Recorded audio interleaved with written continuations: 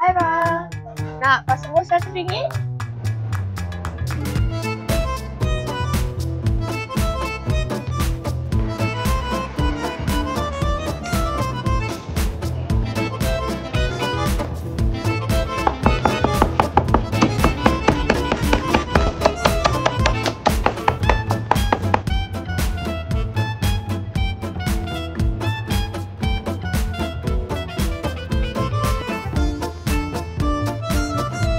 Okay, now my pasombo dah siap. Ada ketam, udang, fishball, macam-macam lah. Ni kira macam premium set dah.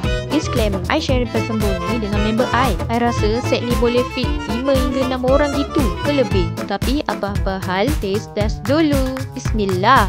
Kuah dia pekat, manis-manis gitu, sedap gila. Tapi yang steal the show memang cucu udang dia. Rasa ranggup gila, kuprap-kuprap bunyi dia. Dalam makan pasombo ni sambil chill dengan view pantai, memang ngam. So next, korang nak kita orang review apa pula?